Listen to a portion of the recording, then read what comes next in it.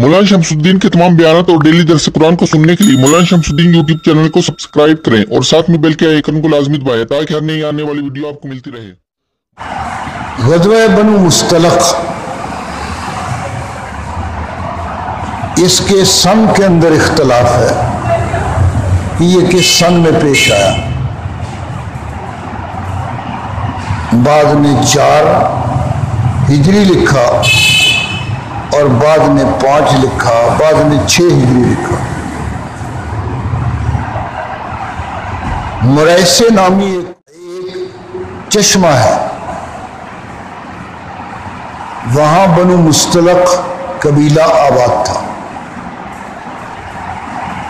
ये अरब के ताकतवर कबीलों में से एक कबीला था। जनाब रसूलुल्लाह सल्लल्लाहु अलैहि वसल्लम को इत्तला मिली कि ये मदीना मुनव्वरा पर अचानक हमला करना चाहते हैं और उसके लिए तैयारियां कर रहे हैं। आप सल्लल्लाहु अलैहि वसल्लम को जब ये इत्तला मिली तो आपने फौरन सहाबाए किराम रज़ियल्लाहु अलैहिम अजमईन का एक लश्कर तैयार किया और उसकी क़यादत खुद जनाब रसूलुल्लाह सल्लल्लाहु अलैहि वसल्लम ने फरमाई। सफ़र के अंदर आप सल्लल्लाहु अलैहि वसल्लम का तरीक़ मुबारक ये था कि आप अपनी अज़वाज मुतहरात में से पूरा अंदाज़ी के बाद जिसका नाम निकल आता उसको आप सफ़र में साथ ले जाते। इस सफ़र में उम्मुल मोमिनीन हज़रत आयशा सिद्दीक़ा बिन्त सिद्दीक़ रज़ियल्लाहु तआला अन्हुमा वो आपके हम सफ़र थी, शरीक सफ़र थी। आप सल्लल्लाहु अलैहि वसल्लम लश्कर लेकर रवाना हुए। इस सफ़र में क्योंकि गनीमत के मिल जाने की भी उम्मीद थी तो अब्दुल्ला बिन उबई पहली मर्तबा वो इस सफ़र के अंदर शरीक हुआ, क्योंकि उसको उम्मीद थी कि माले गनीमत मिलेगा, उसमें से हिस्सा मिल जाएगा वाफर। और वो लोग, वो कबीला जो है वो मुसलमानों का मुकाबला नहीं कर सकता। तो वो अब्दुल्ला बिन उबई अपनी पार्टी के अहम रुकनों के साथ, अपने ग्रुप के साथ वो भी इस सफ़र में शरीक था। आप सल्लल्लाहु अलैहि वसल्लम ने अचानक हमला किया उन पर। कबीला बनु मुस्तलक़ पर अचानक हमला किया। वो अभी तैयारियों में थे, अपने आप को तैयार नहीं कर पाए थे। उनको पता ही नहीं चला कि आप सर पर पहुंच गए। अचानक हमला करने से उनके कुछ आदमी मारे गए और कुछ जो हैं वो भाग निकले। और आप सल्लल्लाहु अलैहि वसल्लम ने औरतें और बच्चे और जो माले गनीमत था उसको इकट्ठा कर लिया। औरतों को और बच्चों को कैदी बना लिया गया। उनमें कबीला के सरदार ज़रार बिन हारिस, उसकी बेटी वो भी उनमें शामिल थी, कैदियों में। चाचे जब इस वक्त आपको इत्तला मिली तो आप सल्लल्लाहु अलैहि वसल्लम ने उनको आज़ाद करके उनसे निकाह कर लिया। माले गनीमत तकसीम हो गया, बकिया कैदी तकसीम हो गए। उधर वो लोग, उनको इत्तला मिल गई, वो आकर मुसलमान होने लगे जो भाग गए थे। जब वो मुसलमान हो गए, उनकी बड़ी तादाद, उन्होंने आप सल्लल्लाहु अलैहि वसल्लम से अर्ज किया तो सहाबाए किराम अंसार और मुहाजिरीन ने अपने हिस्से के जो कैदी औरतें और बच्चे थे उन्होंने कहा जी ये रसूलुल्लाह के ससुराल बन गए, इसलिए हम इनको छोड़ते हैं। गोया उस एक निकाह की वजह से قبیلے کی بہت بڑی تعداد وہ مسلمان بھی ہو گئی اور غلامی سے بھی بچ گئے، اور اب حقیقی طور پر اللہ اور اس کے رسول کے غلام بن گئے۔ آپ صلی اللہ علیہ وسلم نے ایک جگہ پڑاؤ کیا اور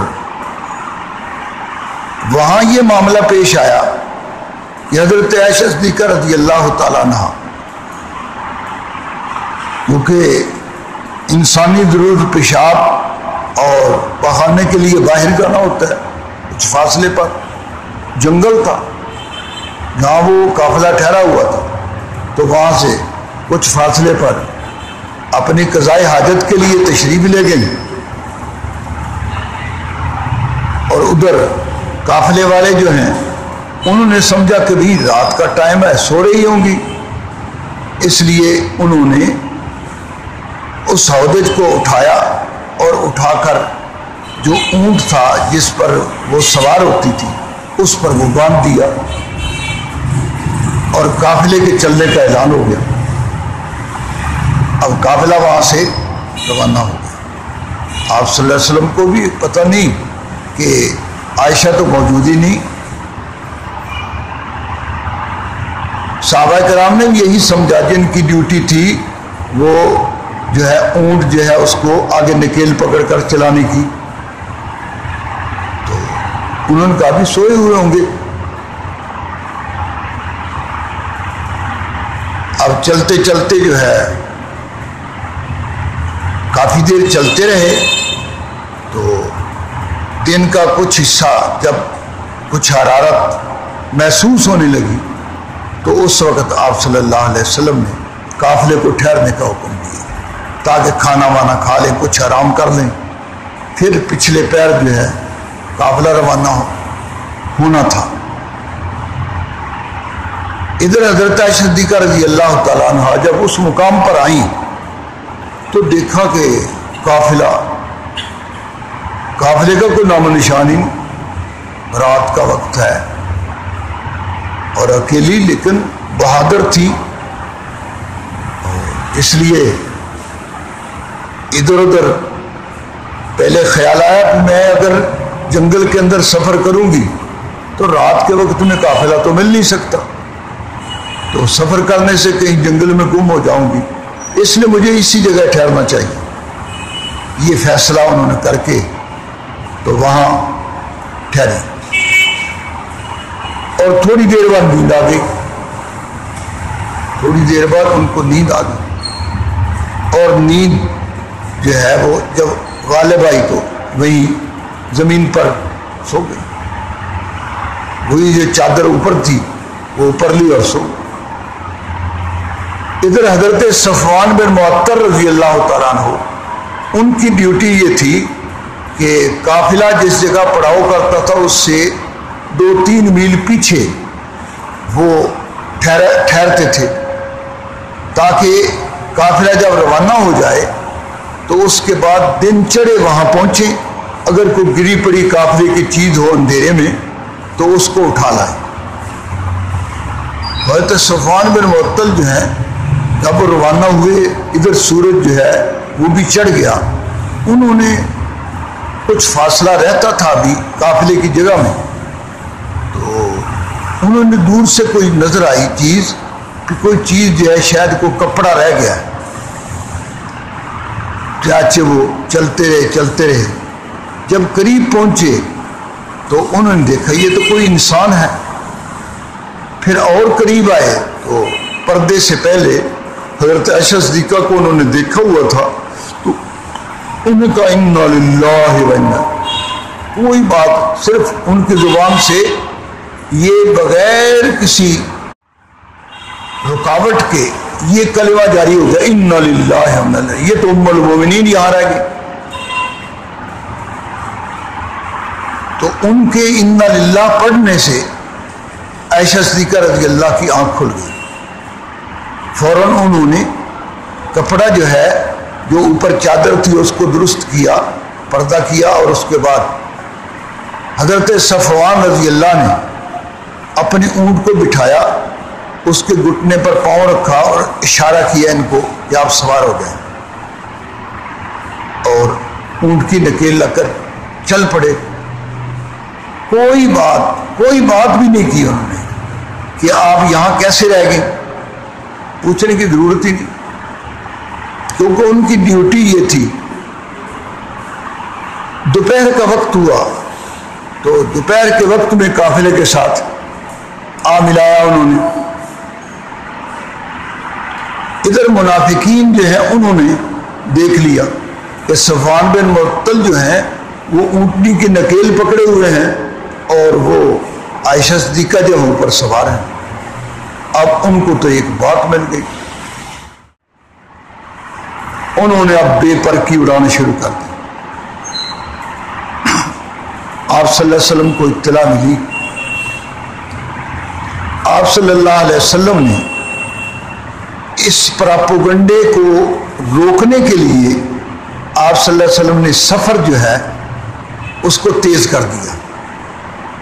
پہلے 15-16 میل 17 میل کرتے تھے، آپ نے وہ 30 میل کر دیا۔ پھر جب یہ پڑاؤ کی جگہ میں تھکے ہوئے پہنچیں گے تو پھر سو جائیں گے، ہر چیز بھول جائیں گے، تاکہ یہ جلدی سے قافلہ جو ہے مدینہ منورہ کے اندر پہنچ جائے، کوئی اور بات نہ پھوٹ پڑے۔ مدینہ منورہ میں پہنچے، اب قدرتی معاملہ یہ ہو گیا کہ حضرت عائشہ صدیقہ رضی اللہ تعالیٰ عنہا جب مدینہ منورہ میں پہنچے تو وہ بیمار ہو گئی، اور بیماری کے ایام میں آگے آپ صلی اللہ علیہ وسلم تشریف لاتے، پوچھتے کیا حال ہے، طبیعت کیسی ہے، باقاعدہ تیمارداری فرماتے۔ لیکن اب حضرت عائشہ صدیقہ فرماتی ہیں کہ میں نے دیکھا کہ آپ کا انداز جو ہے وہ بدلا ہوا ہے۔ آپ دروازے پر تشریف لاتے ہیں اور پوچھتے ہیں گھر والوں کا کیا حال ہے،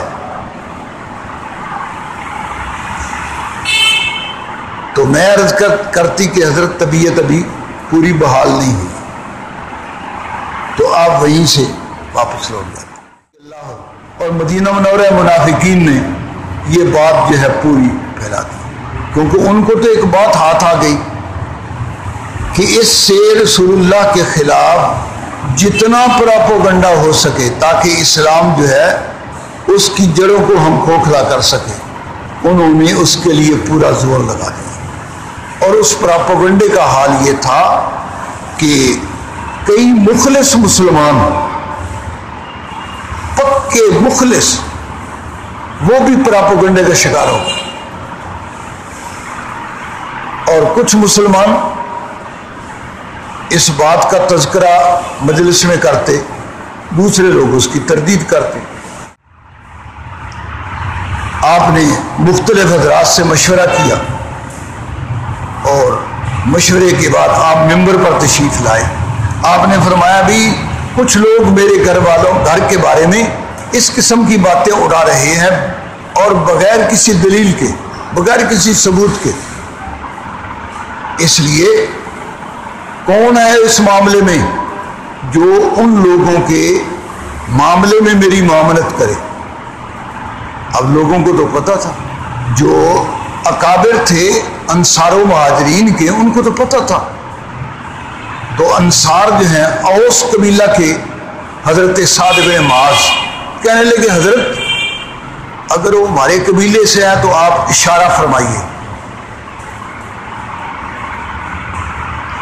سعد اپنی تلوار سے اس کا سر آپ کے قدموں میں لا دے گا، اور اگر وہ ہمارے خزرج بھائیوں میں سے ہے تو تب بھی حضرت ہم حاضر ہیں۔ اب وہ خزرج کے جو سردار تھے وہ کہنے لگے جی یہ تو ساڑھے اینٹی گل کیتی ہے، ہمارا کیوں آپ نے نام لیا؟ تم ہمارے آدمی کو نہیں قتل کر سکتے ہو۔ سعد بن عبادہ نے یہ بات کہہ دی۔ اب حضرت اسید بن حضیر نے کہا کہ تم غلط کہتے ہو، منافقین کی تم جو ہے نمائندگی کر رہے ہو۔ اب اس سے آپس کے اندر ان کے سخت باتیں ہوئی۔ جو خضر کے لیے لگے لوگ تھے وہ بھی کھڑے ہو گئے اور اس کے لوگ بھی کھڑے ہو گئے۔ آپ صلی اللہ علیہ وسلم ممبر سے نیچے تشریف لائے اور ان کو سمجھایا گیا یہ کیا بات ہے، سمجھانے بجانے سے معاملہ ختم ہو گیا۔ آپ نے پھر اپنے عزیز و اقارب سے مشورہ کیا، ازواج مطہرات سے مشورہ کیا۔ ازواج مطہرات نے عرض کی کہ حضرت ہم نے ان کے اندر کوئی عیب نہیں دیکھا۔ دیکھ لو کیسی پاکیزہ عورتیں تھیں، حالانکہ سوتن پنے کے استعمال کا یہ موقع تھا، لیکن انہوں نے کہا نہیں حضرت ہم نے کوئی بات ایسی نہیں دیکھی۔ انہوں نے عرض کی کہ حضرت بریرہ سے پوچھ لو جو خادمہ ہے حضرت عائشہ صدیقہ کی، وہ خصوصی خادمہ تھی، زر خرید لونڈی تھی۔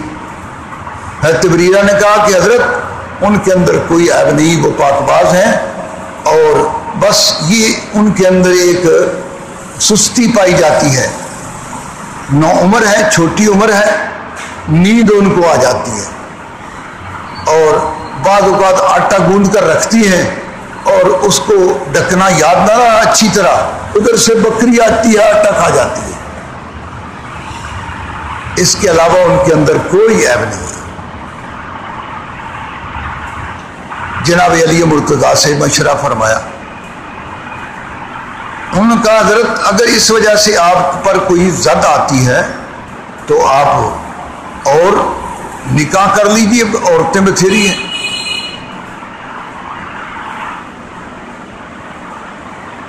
آپ کی ذات پر کوئی زد نہیں آنی چاہیے، اور آپ کی ذات پر زد آتی ہے تو چھوڑ دیجیے۔ فاروق اعظم رضی اللہ تعالیٰ عنہ سے بات کی۔ فاروق اعظم رضی اللہ تعالیٰ عنہ نے عرض کی کہ حضرت آپ نے جتنے نکاح کیے ہیں یہ اپنی مرضی سے کیے ہیں یا اللہ نے آپ کو حکم دیا؟ اللہ نے فرمایا کہ فلاں عورت سے نکاح کر لو، حضور نے فرمایا کہ اللہ نے مجھے حکم دیا ہے، اور میں نے جن سے بھی نکاح کیا اللہ کے حکم سے کیا۔ تو عرض کی کہ حضرت اللہ تعالیٰ آپ کے لیے غلط عورت منتخب نہیں کر سکتے، سبحانک ھذا بہتان عظیم۔ فاروق اعظم نے یہ بات کی، اور خالق کائنات نے یہ آیت اسی طرح آیت کے اندر یہ بات اتار دی، سبحانک ھذا بہتان عظیم۔ اس سلسلے کو کافی دن گزر گئے، آپ صلی اللہ علیہ وسلم صدیق اکبر کے مکان پر آپ تشریف لائے، اور حضرت عائشہ صدیقہ یوں لیٹی ہوئی تھی، کیونکہ جب آپ کے اس طرز عمل کو دیکھا اور ان کو بات معلوم ہو گئی تو آپ سے اپنے والد کے ہاں آنے کی اجازت طلب کی، آپ نے اجازت دے دی تو صدیق اکبر کے مکان پر وہ آ گئے۔ تو اس طرح لیٹی ہوئی تھی، صدیق اکبر کے مکان میں آپ داخل ہوئے، اور حضرت ام رومان جو ہے صدیقہ کی والدہ تھی وہ بھی بیٹھی ہوئی تھی۔ تو آپ صلی اللہ علیہ وسلم عائشہ صدیقہ جہاں لیٹی ہوئی تھی تو چارپائی پر ان کے ساتھ ہی اسی چارپائی پر آپ بیٹھ گئے، اور آپ نے فرمایا کہ عائشہ اگر غلطی ہو گئی ہو تو تم اللہ سے معافی مانگ لو۔ اب جب یہ بات آپ نے کہی تو عائشہ صدیقہ رضی اللہ تعالی عنہا عرض کرنے لگی کہ حضرت پہلے تو اپنے والد سے کہا کہ ابا جی اس کا جواب دیں، پھر والدہ سے کہا، انہوں نے کہا جی ہم کیا حضور کو جواب دیں، بالآخر خود اٹھ کر بیٹھ گئی، حالانکہ کئی روز سے نہ کھایا پیا اور آنسو اتنے بہا دیے کہ آنسو اب آتے ہی نہیں تھے، اتنے آنسو بہائے۔ اور ابو بکر صدیق رضی اللہ تعالیٰ فرماتے ہیں کہ مجھے تو یہ خطرہ ہو گیا کہ اگر یہ بچی اسی طرح روتی رہی تو اس کی دل جو ہے اس کی شریانیں پھٹ جائیں گی، اس غم کی وجہ سے۔ تو عائشہ صدیقہ کہتی ہیں کہ اس کے بعد میں خود ہمت کر کے اٹھی، میں نے کہا تم لوگوں نے ایک بات ذہن میں لے آئے ہو تم لوگ، اگر میں اس کا انکار کروں اور اپنے آپ کو اس سے بری قرار دوں جیسا کہ واقعہ میں اس سے بری ہوں، تو تمہیں یقین نہیں آئے گا، اور اس کے بالمقابل اگر اس غلط بات کا جو کہ غلط ہے میں اقرار کر لوں تو تم سب کو یقین آ جائے گا۔ یہ اتنی، اور میرا حال جو ہے اس وقت میں تو وہی بات کہتی ہوں جو یوسف کے ابا نے کہی تھی، انما اشکو بثی وحزنی الی اللہ، کہ میں تو اپنے غم اور دکھ کی شکایت اس بارگاہ میں کرتا ہوں۔ بھائی یہ کہہ کر میں لیٹ گئی۔ اس کے بعد رسول اللہ صلی اللہ علیہ وسلم پر وحی کی کیفیت طاری ہو گئی اور وحی آپ پر نازل ہوئی۔ وہی عائشہ صدیقہ کے پاس بیٹھے ہوئے اسی چارپائی پر وحی نازل ہو گئی۔ صدیق اکبر اٹھے اور چادر جو ہے آپ کے اوپر ڈال دی۔ وحی کی کیفیت جب ختم ہوئی تو جناب رسول اللہ صلی اللہ علیہ وسلم نے فرمایا یہ سورت اتری، سورت انزلناها وفرضناها۔ تو آپ صلی اللہ علیہ وسلم نے فرمایا عائشہ مبارک ہو کہ اللہ نے تمہاری پاکیزگی آسمان سے اتار دی۔ تو یہ وہ زوجہ محترمہ ہے کہ جن کی طہارت و پاکیزگی کو بیان کرنے کے لیے خالق کائنات نے اپنے قرآن کی 20 آیات اتاری، اور ان میں ان کے متعلق لگائی جانے والی منافقین کی جو تہمت تھی اس تہمت کو جو ہے اس کا کلا کما کر دیا۔ اور جو آج کل کے زمانے میں بھی اس قرآن مجید کے بیان کے بعد عائشہ صدیقہ رضی اللہ تعالی عنہا کے متعلق دل کے اندر اگر کوئی اس قسم کے الزام کی بات لائے گا تو وہ آدمی دائرہ اسلام سے ہی فارغ ہو جائے گا۔ اللہ جل شانہ ہمیں صحابہ کرام رضی اللہ علیہم اجمعین کی زندگی، ان کے طرز عمل اور ان کے اعمال، ان کی پیروی کی توفیق نصیب فرمائے، قیامت کے دن ان کے ساتھ حشر فرمائے۔ اقول قولی ھذا استغفر اللہ لی ولکم ولسائر المسلمین۔